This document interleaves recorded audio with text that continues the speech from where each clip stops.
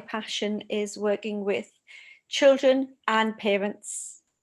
I've always thought to myself, which I'm sure many of us have, if only we'd known this when we were younger, it would have saved so much angst as we were growing up. If only we'd known this when we were younger, we wouldn't have gotten into half of the trouble that we got into. We wouldn't have had half the heartache that we had. Every child should know this. And I started off by doing the principles, being introduced to it by various different means. And Anne and I met on a Journey Smart Training. And I then went on and connected with the people from Spark in America. And Anne and I did the Spark training as well. I think we've both done that as well. And very quickly, after I'd spoke to the people in the Spark, their ethos, their understanding, their passion to help children and youth, just, when something just resonates, when you just know something's right, you don't need to think about it. It's just there. That was very much the feeling I had with Spark. And being quite an impulsive person that I am, I just followed my wisdom. I signed up for Spark, did the training, and very, very quickly, I was working in the school with children alongside Graham Turner, who I was working with the Spark program. And it pretty much was a baptism by fire. Initially. It was an experience and a half. And it was also, even in the midst of the baptism by fire, there were so many special moments that stood out that still told me that I was going in the right direction, that this was what was needed. So eventually we settled, and we worked with more and more children. And as we all know, the funding in the UK is intermittent, to say the least, in schools. And what happened was people wanted the programme, and we were going in giving the programme free to quite a few schools. We got into a 6-month programme with a local authority. Unfortunately, the person who was dealing with that went on to another job. The headmistress went on to another job, and all of the staff changed. So it went from staying there to not. So I moved on to more working with individual children and their parents. And I still work with schools. I still work with children in larger groups. And when I'm working with the parents, I found completely different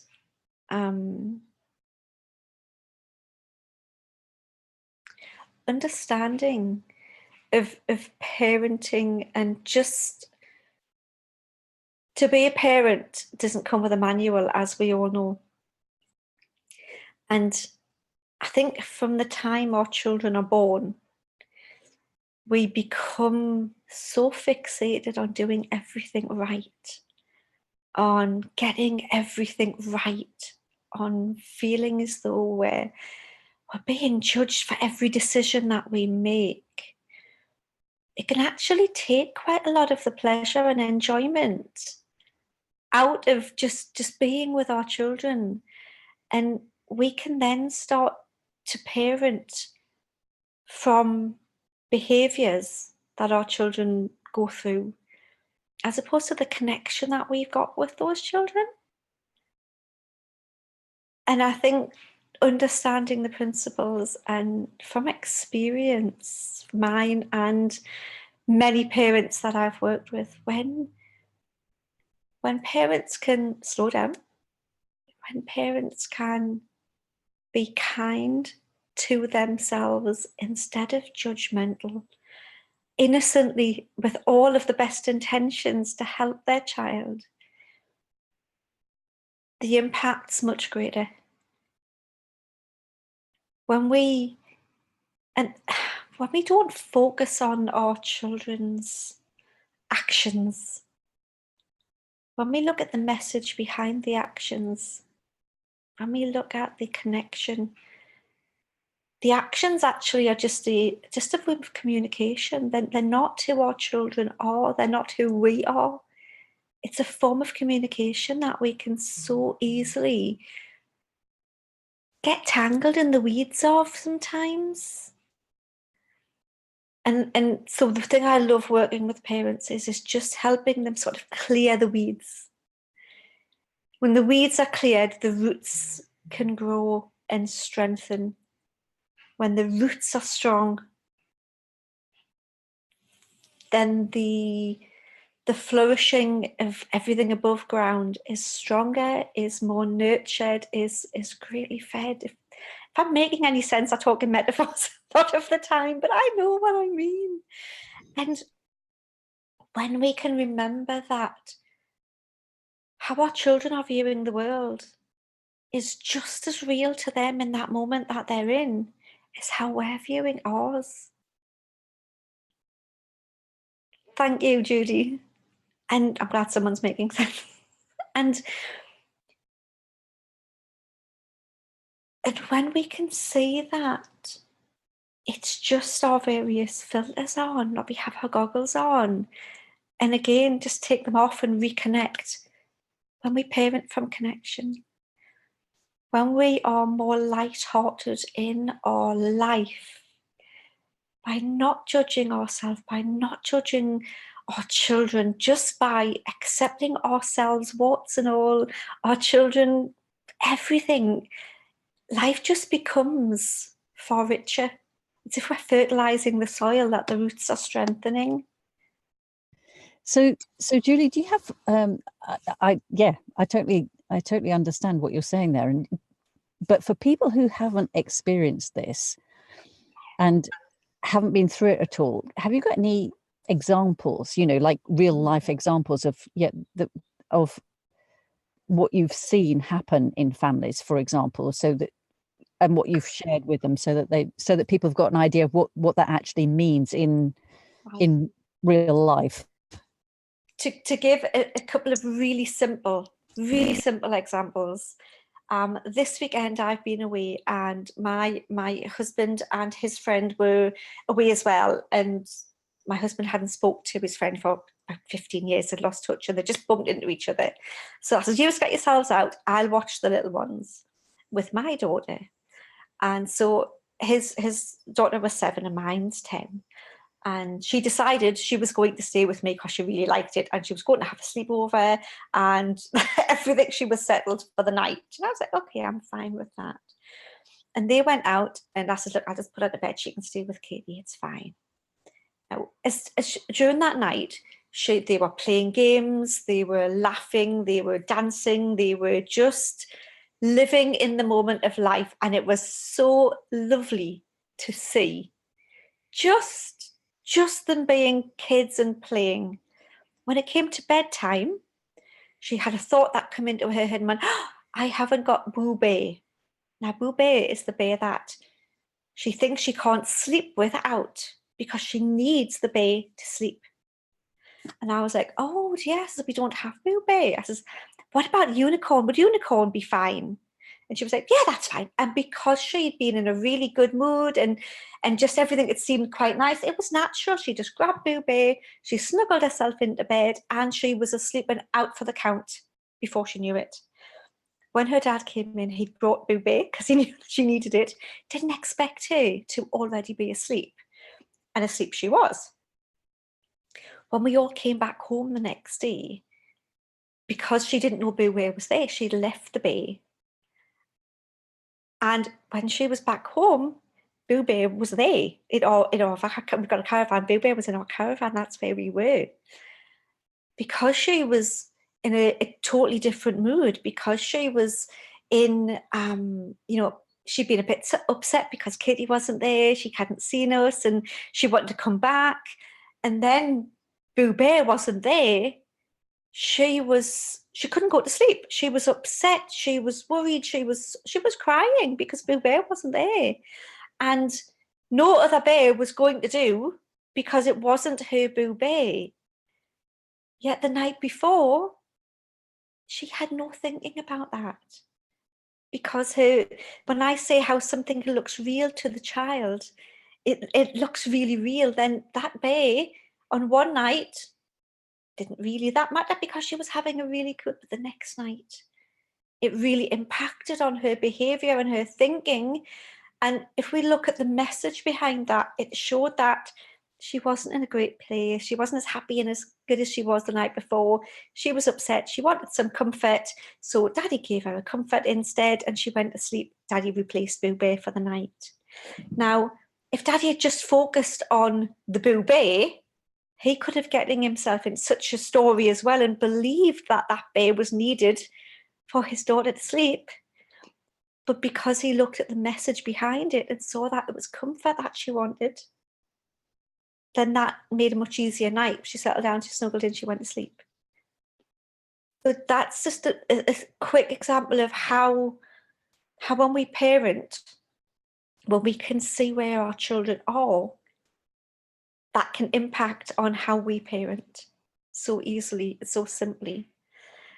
And the next morning, really, again, just a silly thing. She asked for some toast with some honey on.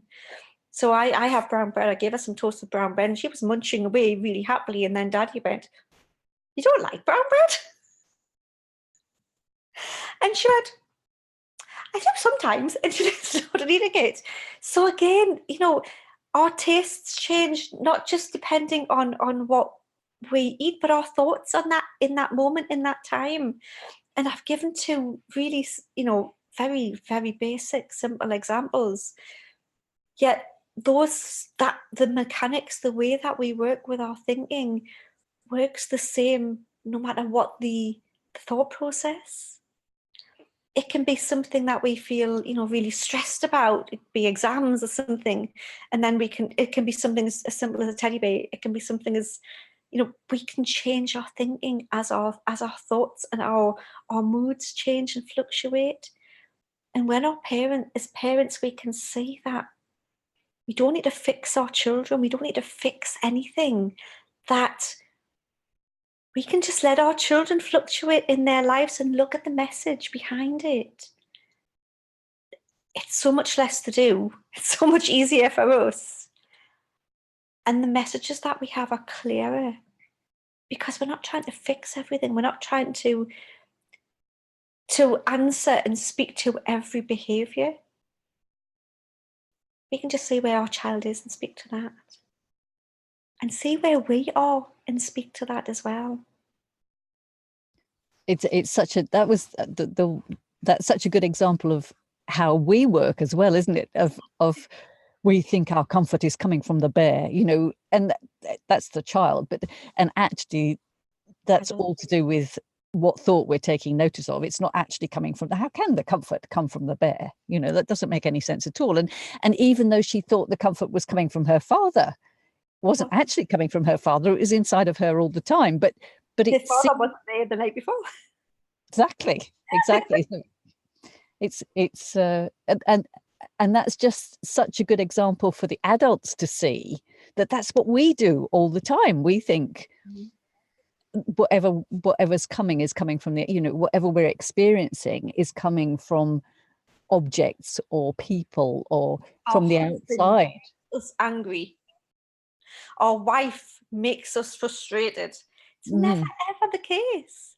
No. And when we can, one thing I say to a lot of, everybody actually, is when I was taking my driving lessons, one thing my driving instructor said to me that I've taken through life, because you might notice I speak a bit fast, is there is no maneuver that you can't make if you're going slow enough.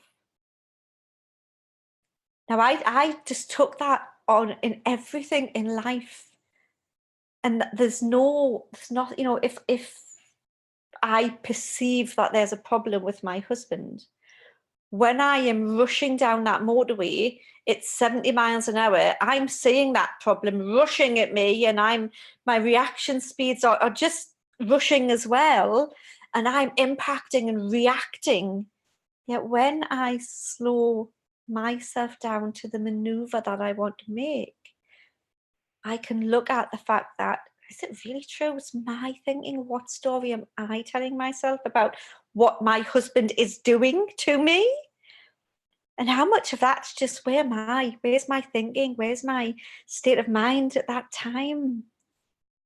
When I slow that down, then I slow down, then my thinking slows down, then the space opens up for me to laugh at myself for being caught in the human trap again sometimes. For me to sometimes still think it's been a pain in the butt, because we're going to think that sometimes. And for me to realise that mostly it's got absolutely nothing to do with what he's done and everything to do with what I'm thinking at the time, where I am, what it means to me in my made up future that I'm creating, that's looking so real, and just there's no maneuver I can't make if I slow down enough. I love that one. I haven't heard that one before. That's a really good one. Yeah. It was that's what my driving instructor taught me years and years ago, and it's just so true in every aspect of our life. Yeah. And that's something we would, that when you feel when you feel the truth, it sticks with you, doesn't it? Because it's not, somebody can tell you all sorts of things, but when you feel it at that sort of level, it just automatically makes a difference. It's like, oh yeah, oh yes, that's who I am. That's what's really true. And that's what I've noticed about this understanding that you're sharing.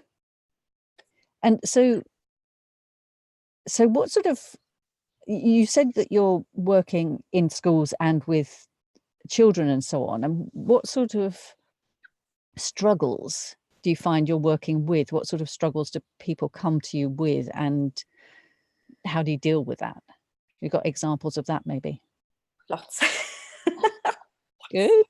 I have with it's tends to be, is a general rule, and this is by no way exhaustive, but between ages of about 6, 7 and 10, 11, they can be anxious thinking in a lot of children, which anxiety come out in different ways, or anxious thoughts can come out in different ways. Tends to be a lot of transitioning around schools and SATs that children have got to go under, and all of these sorts of things can at times make children a bit worried, and the parents, because innocently the parents want their children to do well, want their children to settle, to be well, and just as easily as the children can get drawn into that thought, so can the parents, and that can actually then go on to sort of solidify that there is a problem that needs addressing. And what I do with children is I have them make little jars, and I've got some over there. I should have had it here for us because I deliberately kept one out, but I just make a little jar, and we have them put some glitter in and some water and some glitter glue, shake it up, and then they can see what, when they're shaking their thoughts, when they're messing up with their thoughts, that they can't see clearly, but when they allow them again to settle and slow down, that they can still have the thought at the top of the jar, but they don't need to mess their thinking up about it. I explain neurologically what's going on with the fight or flight response with youngsters, telling them that their brains try to turn them into superheroes. And we take the fear out of that, and then give them ways of exploring, becoming detectives for themselves in a fun. Can you just explain that a bit more? Can you just say, yeah, just tell us. So because there may be, even, I mean, although you're saying it's that age range that you all age ranges, but this is just the one that I work with a lot. Yeah, that happens to be the age range you deal with, but actually it applies to all age ranges. And the what if we're talking about the pressures of exams, for example, I mean, that goes right through all of the teenage years, all of the university and college, and all of that stuff too. I find it manifests in different ways, the external behavior. Absolutely, but the principles, but the principles behind what they're experiencing are all the same. So even though they may get different symptoms, or it might show up in different ways. What's behind it is very similar. So I think it's still useful. It seems to me it's still useful for them to hear how you go about it's how you do explain. And you said that was very useful, explaining about that once their thinking settles down. But I'm just thinking that maybe then they would start, the older children would start and think, well, how do I settle my thinking down? What do I have to do to settle my thinking down, right? So what would you say to that? This is why, and this is once I tend to have a similar way of working, and that's we connect, because it's always got to be from connection. Okay. When we connect, then we talk, and then when we talk, they can share their thoughts, their thinking, and then we go to explore, and then we're going to explore how that shows up and looks real to them. And then we delve deeper and actually explore whether it looks like that all the time, or whether it's only sometimes, and how they can have different responses and reactions to the same thing. And then we'll go into looking at how, again, their moods go up and down each day, and wherever they are on the spectrum of the moods during the day, how that can tie in with how seriously they buy into the thought that they've got that exam. An example I used I had somebody a few weeks ago that had to do something, and person didn't want to go to school, and they'd been off school, and there was no thinking, there was no pressure, there was no problems all the way throughout the week until it was the night before school. And then the night before school, there was the thinking about having to go back to school. So we looked at what was the difference between all week when they had to go back to school on the one day, and the night before when they had to go to school on the one day. And because, as you say, it's not about somebody telling you or talking to you, it's feeling it for yourself. When you get a felt experience, that's when it resonates, that's when it matters. And when the person actually went, oh, so it's just because I'm thinking about it now. And I was like, but did you think about it during the week? And they went, no, not really. I was like, oh, right. I went, so did you have any of these feelings that you've got now during the week? No. So, oh, right. So when did these feelings come? Oh. And just so what about so then it was like, well, what do I do with the thoughts? And then, because we can't control whatever thought comes into our mind, then I said to them, okay, got a really cool experiment for you to do with me, if you want to do that. Oh, right. In a moment, I'm going to count to 3. When I count to 3, and you can do this with me, Anne, if you want to now, okay? When I count to 3, I want you to completely clear your mind of all thoughts that you can. And as soon as a thought comes to you that you're aware of, just put your finger up, because obviously I can't see inside your head. So when I go 1, 2, 3. Did you know you were going to have the whatever thought came into your mind? No. No idea. So if you didn't know that thought was going to come into your mind, and it did, could it come into your mind at any time? Yep. So perhaps you don't actually need to do anything with your thinking. You don't have to try and stop them. You don't have to, because they come into your mind anyway. Our thoughts change all the time. We have between 70 and 100,000 thoughts per day.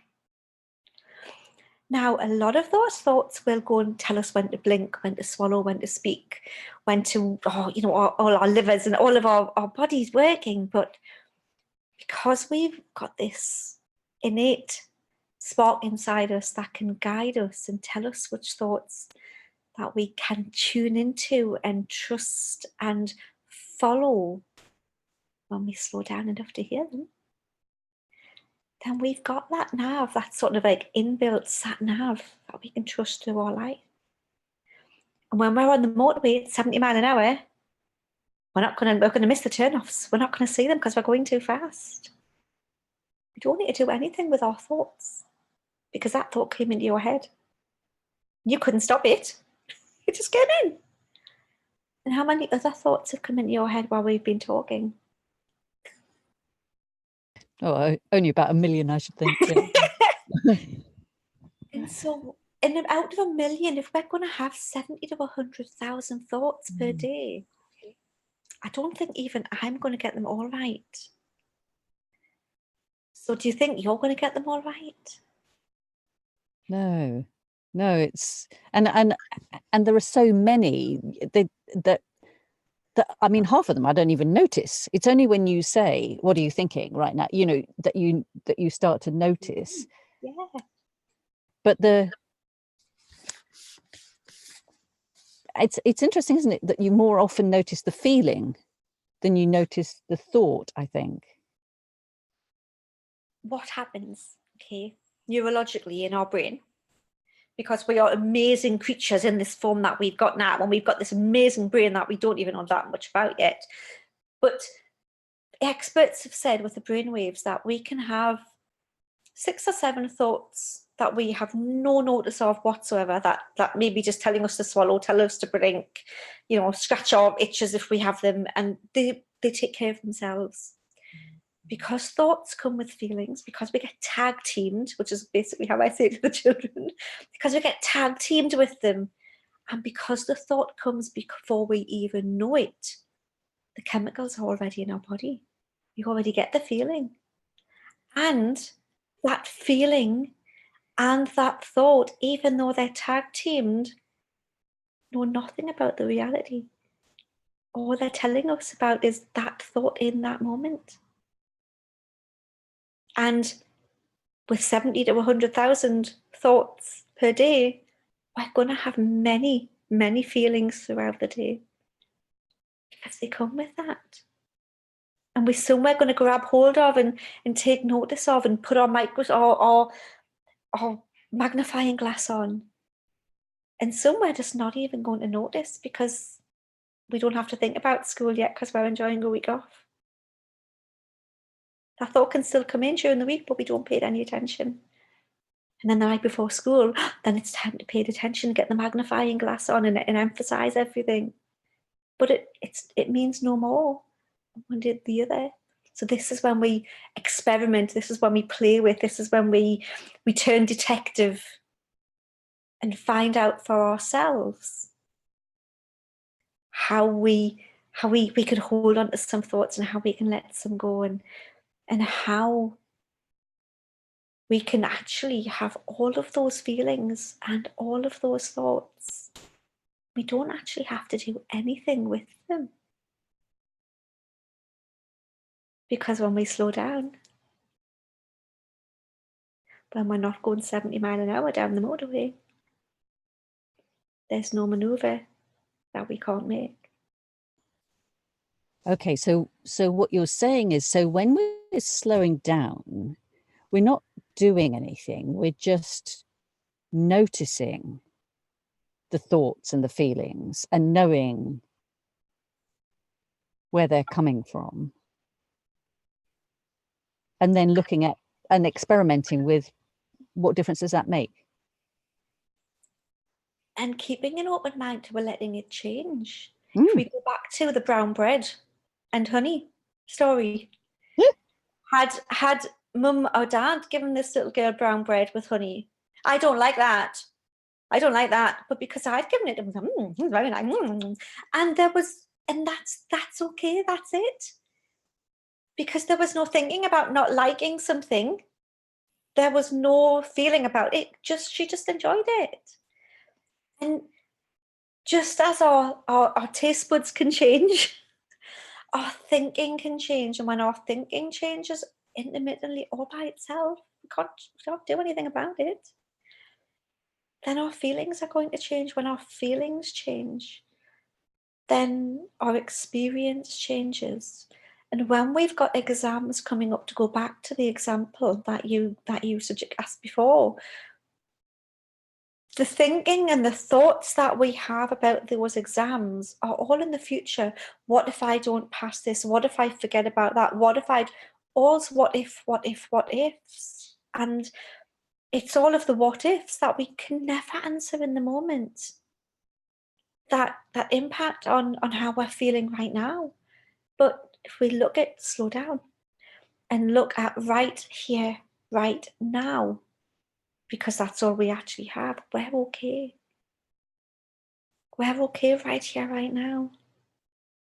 And if we just take every moment right here, right now, then it's a bit like allowing the jaw to settle and trusting that if we've done the work, that we've done the work at school, we've revised if we've had to revise, we've done all of that, knowing that in the back of our mind that information is stored, we're always going to recall more when we're in a slowed down space of mind than when we're driving 70 miles an hour on the motorway, because we miss everything.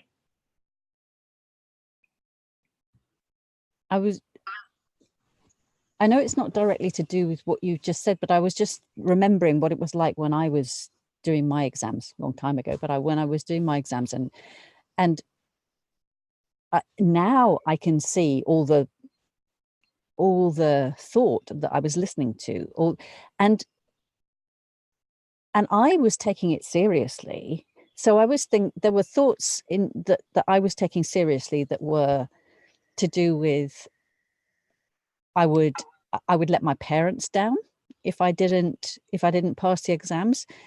And now looking back, I know that it wouldn't have let my parents down at all, because they only wanted for me, yes, they wanted me to do well in school, but only so that I could be happy, only so that I could they thought that I would have a better opportunity at life. They didn't know that. That was, again, in their imagination. They thought that I would have a better opportunity if I got those good exam results. But actually, even that wasn't true. So there was partly I was listening to all this thought about I need to please my parents, because it wasn't about pleasing them. I know for some people it is, but it wasn't about pleasing them. It was about not letting them down, because and that was a complete misinterpretation myself, because that wasn't what they wanted. They wanted me to be happy. That was basically underneath it all, was they just wanted me to be happy. And I wasn't hearing that. The little voices in my head were saying, oh, you need to do well in this. Plus, on top of that, I had already decided that what needed to happen in my life was I needed to be a doctor, and I needed to help these people, and that this is what needed to happen in the future, and that I would be failing if I didn't do any of those things. Well, now I can see that actually there were hundreds of other things that I could have done, and now I know, since then I've seen that it's not, I think I know what needs to happen for the best, right? So my little voices are saying, this is the best thing to happen. But actually now, when you were talking about the spark inside thing, that I know that knows actually much better than I do, right? Always. And now, and that's always guiding me, whether I can see it or not. So I don't have to stress about it, actually, because I know that that's going to take me there. It's taken me, like 40 years to get to that point, but so But it's taken you 40 years to get there. But you know what, Anne? That spark's always been there. It's always guided some decisions when you've slowed down enough to hear it, when you have not. If you look at your parents saying to you, have you done your revision? We want you to do well at school. If you look at their innocent actions and not the message behind their actions, because it it always works both ways. The message behind their actions were they wanted you to do well so you could be happy and live a good life because they want you to be happy. That was just their innocent way of and the way that it looked to them for you to accomplish that. So that was why your interpretation then came, oh, I can't let them down. I can't, because you didn't see the underlying message. You just saw the top level message. And as parents, we do this so often. So this is something that I work with parents along as well, about actually walking the walk as well and feeling it themselves, by understanding that it's not other people causing their experiences. It's not, quite often what we can do is, and I don't know if you've noticed this, Anne, but quite often we can, as adults, we can blame politics or blame jobs or blame schools or blame other people for an experience or something that's happened. And then we'll go to our children and expect them to take responsibility for something and accountability. So it's about actually, you know, if we're, it's mixed messages sometimes, and when we can align those both and just go, you know what, that might have happened on the outside, but my thinking about it is, or the, you know, how it looked to me in that stage was this, and communicate that to your child, then they can communicate that back to you. Opening the doors to clearer communication from connection just opens the door to more communication throughout life. And as I started saying before, with younger ones, it tends to show up as anxiety. With as they get older into high school, so far there's been, you know, eating disorders, harm, more deeper anxiety. The manifestations of the same problem come out in different ways as people get older, and then as they go on throughout life, it can go on to you know, as adults can come out in gambling and you know, alcohol and drugs, and it tends to show up as different ways in different ages, purely because of, you know, social media, etc., what we've got now with children as well. And when we can see at the root of all of those, no matter what the external manifestations of anxiety, worry, stresses in our children, when we can look past all of the behaviours, no matter how frightening the behaviours sometimes can seem to parents, when we can trust that our children, just as you had 40 years ago and now, have that spark that's inside you, that is guiding you, that will tell you what's the right thing to do and not the right thing to do, then instead of reacting to, responding to, treating or fixing behaviour, then we can go back to nourishing the root, keeping the communication open, and walking hand in hand with our child through those struggles. One more thing that just came to my mind just then is children and teenagers and who get suicidal feelings and suicidal thoughts, and sometimes for them it might seem like that's their wisdom telling them what to do, right? Because I know not that at that age I had suicidal thoughts, but at one stage I believed that my uncomfortable feelings were my guidance. Right. And now I know that's not true. Now I know that's not the case. But so what are your thoughts around that, around children and older children and in the 20s even dealing with any age really? We all work the same way. We all have the same. And for that, I would say to, as always, slow down and look at because if I go back to the story, and this, even it's age relevant, go back to the story of the little girl who had her teddy bear and it didn't matter, and then when it did matter, look at the feelings that come with that, because our spark tends to come, it might not come with a big party, it might not come with bags, whistles and banners, but it comes with a calmness. It tends to come with a it doesn't come with lots of thinking around it. And sometimes what we can have is when we've got a bad feeling and when we've got suicidal thoughts, and it's perfectly natural to have suicidal thoughts. I think it's about 3/4 of people in life have had a suicidal thought. There's nothing wrong with a person to have those thoughts. It's simply the barometer of thinking of where they are in their moods along that day as they go up and down, or that period in their life.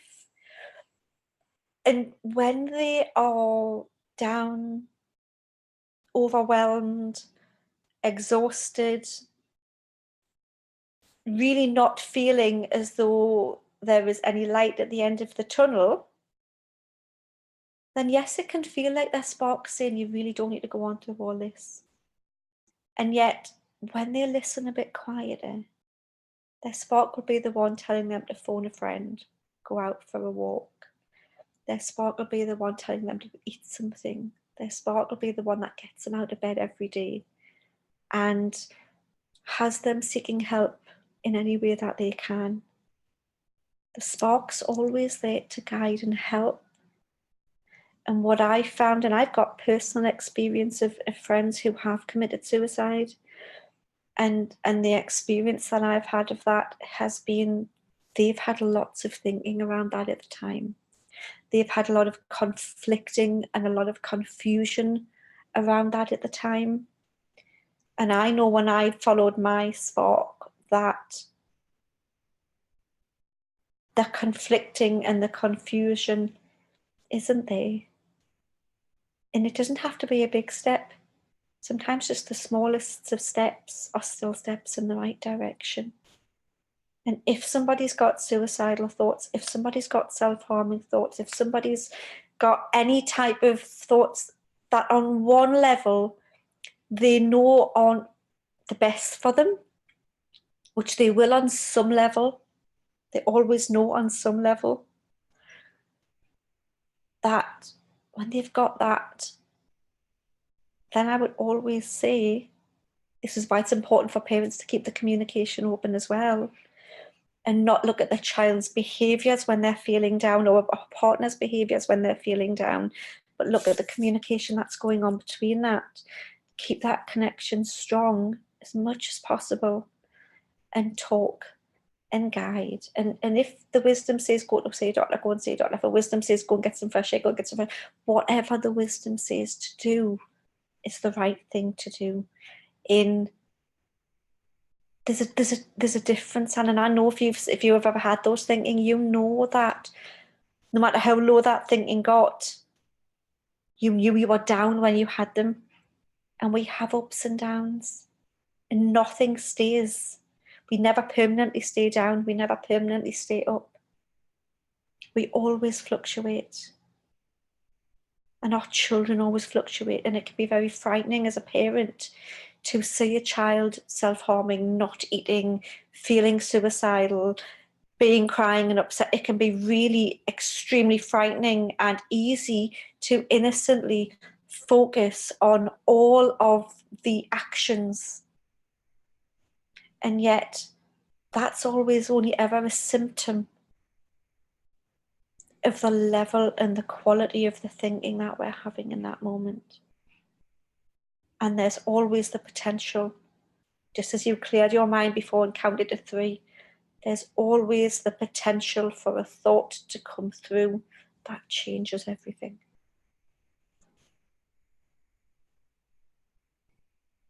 Yeah.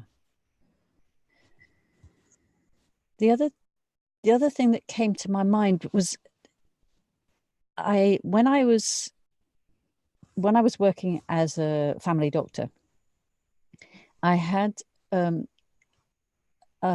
lovely lady asked me to see her son. Her children were her older sons were at boarding school, had been at boarding school. I think they might have finished. And they'd had another son later on. So the other boys had been perfectly happy, had gone away to boarding school, had been perfectly happy. The younger son was having all sorts of difficulties. He she didn't really want to send him to boarding school in the first place, but her husband had gone to boarding school and he was absolutely convinced it gave you a better education and so on. So they'd sent the younger boy, and he was struggling in all sorts of ways. He wasn't doing very well at school, and he wasn't very happy. And she asked me if I would have a chat with him. So he came to see me, and he came, excuse me, aircraft going over. So he came to see me, and when I spoke to him on his own, it was obvious that he absolutely hated being away from home. He absolutely hated being away from home. And he really, really didn't want to go back, but he was trying to convince himself that he did, because he wanted to please his parents. He knew that it meant a lot to his father, and that he would be and his brothers had gone and they'd done it, and he should be able to do it. And there was lots of shoulds about it, lots of shoulds. You should be able to do that, in his own mind, certainly not coming from his mother, but a bit from his father, because his father, again, for the same reason my parents wanted me, they actually wanted him to be happy, and they thought that they were doing the best they could for him in being happy. And he was totally miserable, but he was still going to make himself go back, because he could hear these, and he couldn't tell his mother. He felt that he couldn't tell his mother how he really felt, even though she was open to it. He couldn't tell her, because that would be letting his father down, and it would be all of these things. And that was before I understood what we're talking about, so I was doing my best at the time to and it was obvious that he had to have a communication with his mother, and that she, anyway, he did eventually, and they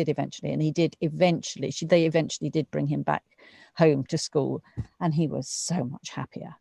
But it was just, it sounds like that would be a simple thing to sort out, but because, yeah, but that's right, all these layers of thought that people are listening to and taking seriously, and thinking that this means this and that means that, and actually underneath it all, there was only love. There was only love underneath all of it. The father wanted the son to be happy and loved him. The mother loved the son and wanted him to be happy, and the son loved his parents and wanted them to be happy. But the miscommunication, because they weren't actually communicating that, because they were listening to all these other imaginary thoughts and messages in their heads, was making such a mess of it. And it just reminded me of what you were saying, basically. And it's so common. It's so common. And it's all innocent, and so simply, often so simply rectified. Because what I've even found is that when children have opened up to parents and just said, I'm really worried that I'm not going to do this, and you're going to be disappointed in it, and then the parents can say, I'm not bothered as long as you're happy, the child can then often go on and do even better than they expected, because the pressure's off.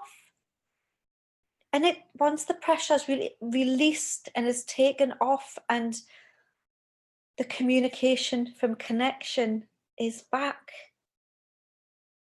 the difference is amazing for all of us. Because love is we are all love. We all want love. We all are love, and we can all quite easily miss love by our thinking.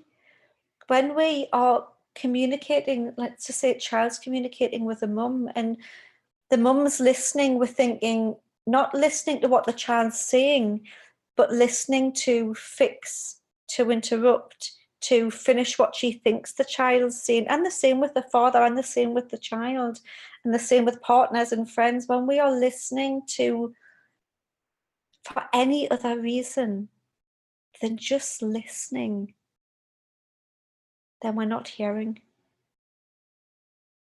And quite often I'll say to somebody, what did you hear me say?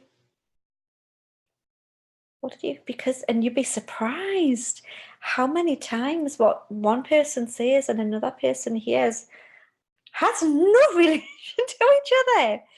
And that's really cool sometimes. And it's also really understandable how there can be so many misunderstandings.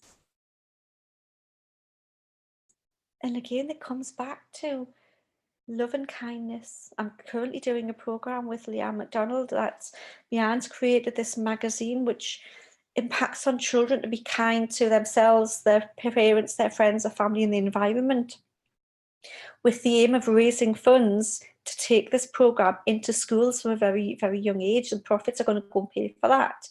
And we're pretty excited about that because we know on a ground level the problem we've had with the SOFA's funding, when this could be a self-funding program, then it's super exciting to go into. But again, just look at how often we're not kind to ourselves. As parents, we're not kind to ourselves. With love and with kindness, not only to our children, but to ourselves. And understanding that sometimes we get it wrong, sometimes our children get it wrong, that we're all only doing what makes sense to us in the moment for the thinking that we have.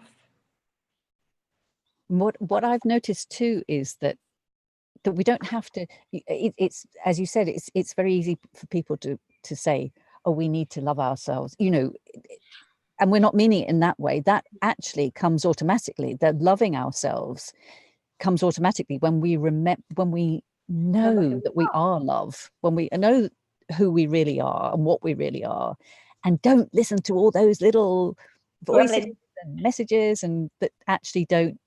That's the gremlins. That's really what you're meaning by loving ourselves, is just not listening to all that rubbish that says that we're not perfect in the first place. Don't listen to the gremlin that's telling you that the mistakes that you've done, or you know, you're this, you're that, you're a terrible parent, you know, what's everybody going to think about you? Don't feed the gremlins. Don't feed the gremlins, and actually just remember who you are, because you've got that same spark inside you. We all have it. A child will know that if they fall down, they can get back up. We don't need it. If a child doesn't fall down 20 times when learning to walk and then sit down and think, oh, well, this walking malarkey's not for me.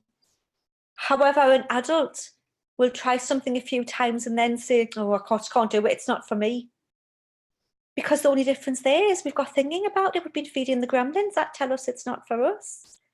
Just imagine all the children that would be in the world just sitting down. If they thought, no, this walking malarkey, no, it's not for me, I can't do it. A child just knows to follow their spark, to get up and do it again. Yeah, and imagine how many. It's so funny when, and even more than that, about how many children wouldn't speak the language if they thought they could. You know, how many children speak their language, and yet when we come to learn another language, oh, I can't do that. What do you mean you can't do that? You just did it once. And how much communication do we have between our children before they can speak? Words aren't always needed.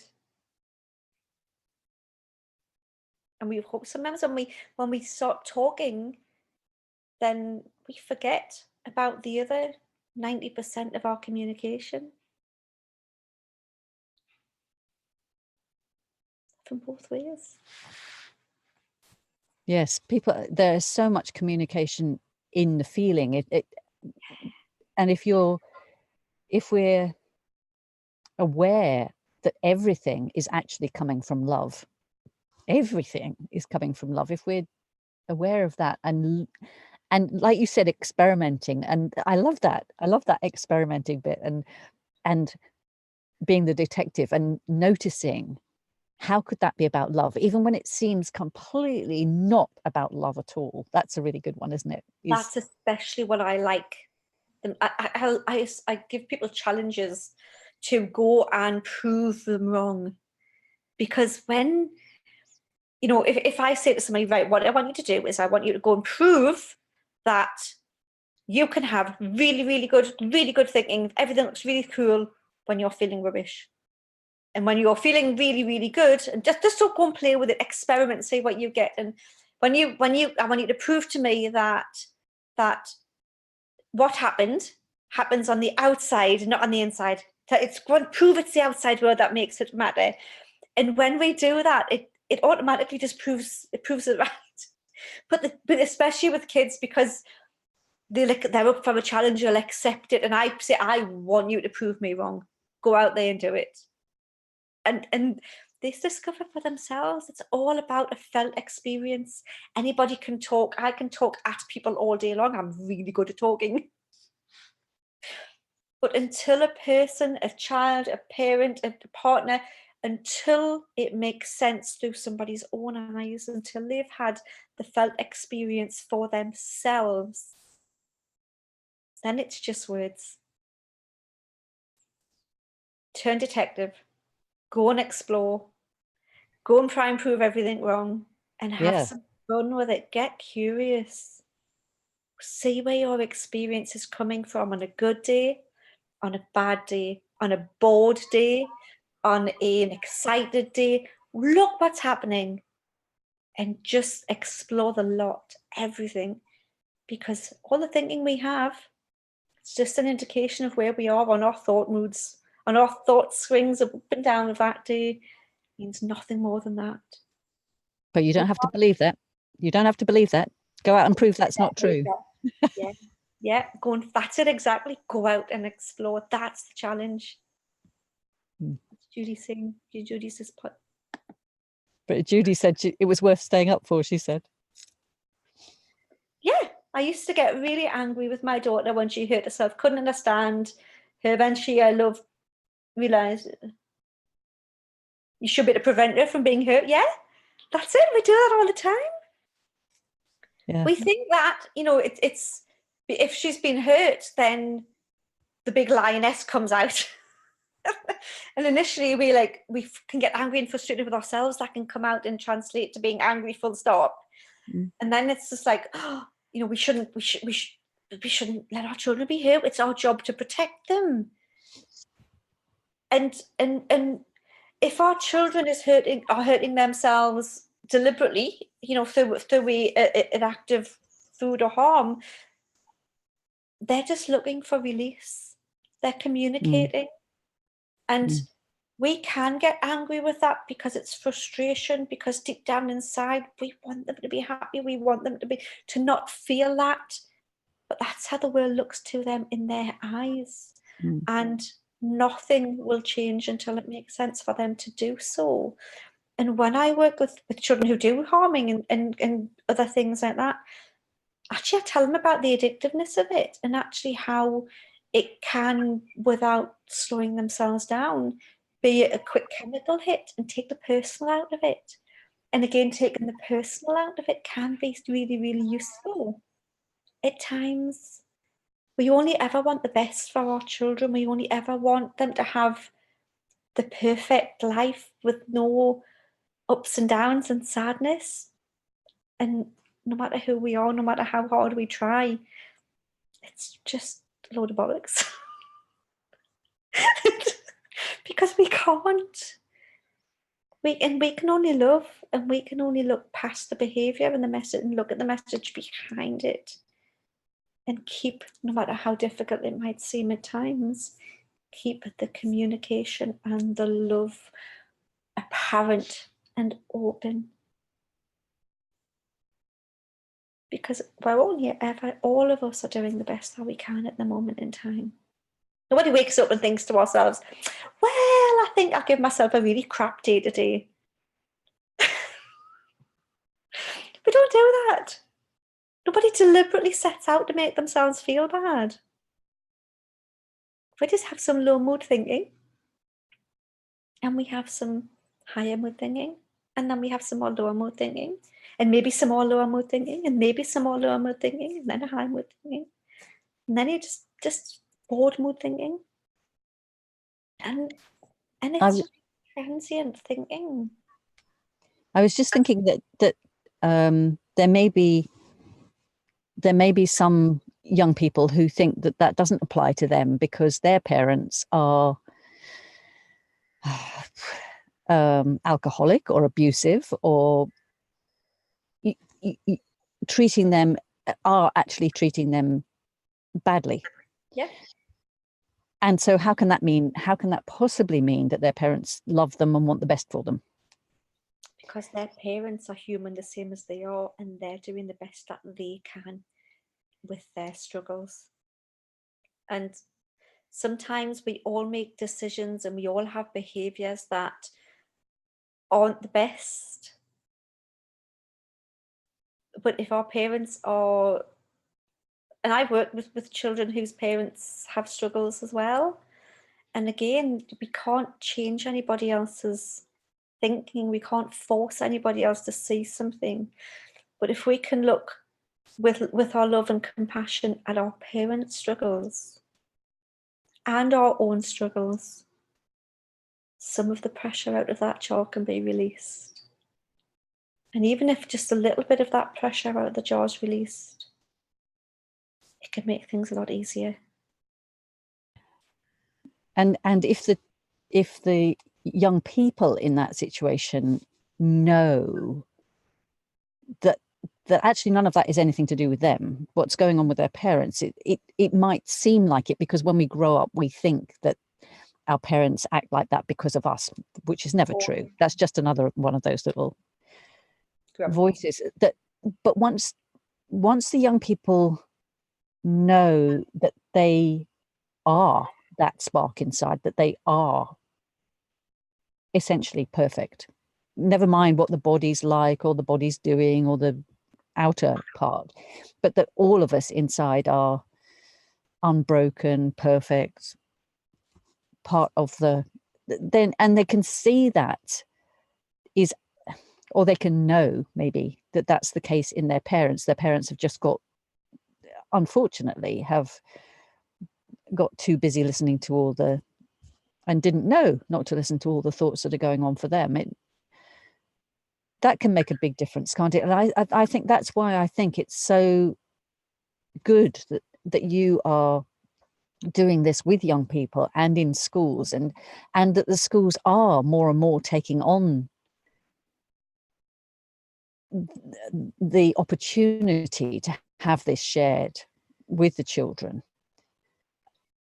And I'm hoping with this new initiative for mental health in schools that they will do it more and more. But you never know, do you, really? We shall see. This is We why shall Leanne see. created this self-funded project, just in case. Yeah. And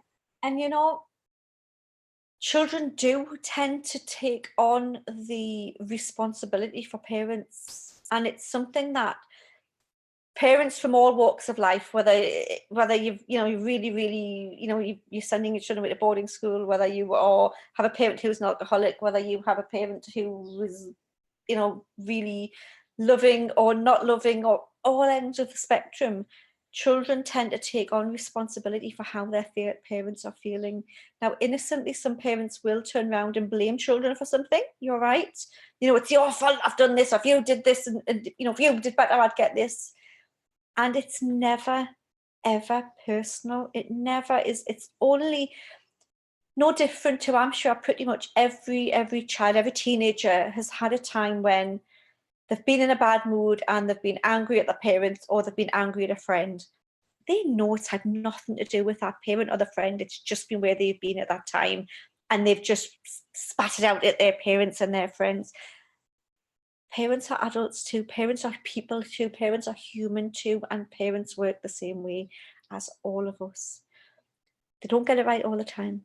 They have their own struggles. And when they think that they're broken, that they need something else to fix them or help them, and that's what makes sense to them at that current time, that's what they're going to do. But it's never because of something outside of them. It's only ever because of how they think. It's never because of anything that any child does. And it goes both ways. When you've got a child, just talking about the harming that we were doing before, where the child's harming parents can quite often take on the blame. Oh, it's my fault that they're not eating, or it's my fault that they're feeling suicidal, or it's my fault that, all of the things that human experience, because I put too much pressure on them, or I work too much, or this a million gremlins to be fed. And again, it's only ever their child's thinking. It's only ever that person's thinking that's creating that. It's never, ever, ever. Then I tend to look at it as there might be influences, as in there might be we're having this conversation, so we're talking about this now because we're having this conversation. Yet what I'm seeing and how I'm experiencing that is completely through myself, and you're experiencing it through yours. There's influence. We're being influenced with this conversation from each other, but our experience is our own. And it's exactly the same. So yes, a parent may have, worked a lot, and their child may not eat very well. There might be, some influence where they've not been there, but it's only ever because of, there might be correlation, but there's never causation, to put it more bluntly. There might be some sort of things that happen along the same time and rub along. That influence, that do impact on the relationship, but it's only ever 100% from inside out. Yes, because because there are other children in exactly the same circumstances who are reacting in a completely different way, who are having a completely different experience. So, yeah. Only ever. You can have people in the same family, even. You can have people in the same family who maybe, and I've seen this, I've worked with people, so you might have 2 or 3 children in the same family, and the parents might be alcoholics or on drugs or whatever. And one of the children might veer so far away from that they couldn't even see how it makes any sense, and they go off and do, have a totally different life doing something else and have nothing to do with parents. You can have another one that takes on responsibility, doesn't touch anything, but wants to look after the parents. You can have another one that just goes straight down and just does the same thing. It's only whatever makes sense to them. And you can have 3 people living in the exact same environment, and it's never what happens. It's never anybody else's fault, because you can't fix something that's not broken. And nobody's broken. We might have some low-level thinking that gives us some low-level feelings that doesn't feel great at the time, but nobody is broken. Okay, so something else, one other thing that's came to my mind was the Resilient Young Minds project. Yeah. So that if, number one, if young people are having problems, there is some help.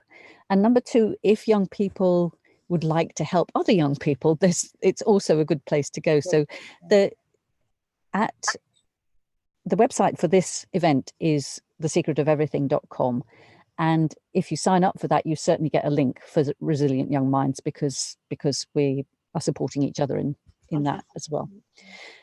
And I was just thinking that because I thought there may be some young people who are interested in helping younger children, or helping in some way or in learning more about how this can help. I know there are so many young people at the moment who are worried about the global warming, for example, because there's a lot going on now saying the world is not going to survive, and that humanity is not going to survive if we don't do something about that. But in the same way that you are saying, unless we slow down, we don't get the ideas, we don't get the, if we're in panic mode, we're not going to be in the best state to solve the problem. We're not going to be in the best state to take the exams. In the same way that solving all the problems in the world, if we're in the right, I don't like using right and wrong, but if we're calmer, if we're remembering who we really are, and coming from love, and understanding what's possible, and where all the ideas come from, which is that spark, which is not from our intellectual thinking, then we're much more likely to be able to find those answers, which are there. So if if young people are interested, then the Resilient Young Minds program is available for that. And there are lots more. There are at least 100, I think, of these videos, these talks. So, and we're in early days yet, so you can watch live or you can watch the replays. And the best way to get that is to sign up at thesecretoferything.com. And also they can find out more about you, Julie, about what you're doing, and all of that information is there on the website. So you have said some fantastic things today. It's been really, really, really useful, and I'm sure people will have got a lot out of that. Is there anything else that you want to say before I finish, say goodbye, whatever? Anything else that you wanted to add that I've missed? Or there was something that's popped out of my head now. sorry. It was actually, that's not to say when we're in a state of panic that we can't have wisdom come to us, that we can't have a good idea come to us. It can come at any time. But what I tend to find is that we tend to be more able to tune into them when we slow down. We can miss them a lot easier when we're going 70 miles an hour. No, you're absolutely right, because my experience of that was when I was helping my mother who had cancer, and I had a lot of experience of alternative cures for cancer. So I had been helping her with this, that she'd been told that there was no hope whatsoever. And for 6 months, she had been on this alternative treatment and all her tumors had gone away. And then one day she told me that the tumors had started to come back. Well, you can imagine, thinking, oh my goodness, I was at that stage. It's before I knew about any of this understanding, right? Before I knew about any of this understanding. And so my thinking was telling me, I was still feeling, at that age, I was in my 50s, and I was still feeling responsible for my parents and for their happiness and for their everything that you've been saying, right? Before I knew about this understanding, I still felt responsible for them, and I had to make my mother better because I didn't want her to die, obviously, but it was my responsibility, and I had to make my mother better because I couldn't allow my father to go through that and lose her and feel miserable, and so on and so on. And then on top of that, because of all the training I'd done in positive thinking, and you have to think positive, and so my thinking was going, oh yes, but now you're thinking negative. Now you're going to be having even more negative effects on your mother, and it was piling up, and yet through all of that, I heard, you need to get out of here. You need to go and sit in your little van, which is this, right? You need to go and sit in your little van, somewhere quiet, somewhere beautiful, just quieten down, look at the scenery and ask for guidance, which is what I did. And then it came, right? And then I had the answer that I needed. In fact, well, I won't go into the whole story, but it as a result of that, I knew I was not responsible for my parents. I knew I was not responsible for the outcome. I just completely calmed down and got the understanding, basically, of who I really was, what was really going on, and that I could be there for them in love, with love, through whatever happened. Yeah. So yes, so even in that situation, the wisdom is always there, but as you say, you don't always hear it. Just happen to hear it that time. Yeah. So thank you again. Thank you very much. And if there's anything else that anyone would like to ask, comment, you can comment underneath the video if you'd like to, or you can get in touch with us through thesecretoferything.com, or Julie is on Facebook. I have a Facebook group called Lighthearted Families. No, Lighthearted. Okay. It's Lighthearted. I haven't changed the name. I want to change it, but Lighthearted. Okay. If you would like to join the Facebook group. And all of your links are on the website in any case, so people can find you that way too. So lovely. Thank you very much. And I'm sure I'll be seeing you again soon. Oh, I'm sure we will. Thank you. Thanks. Bye then, Julie. Bye, Judy.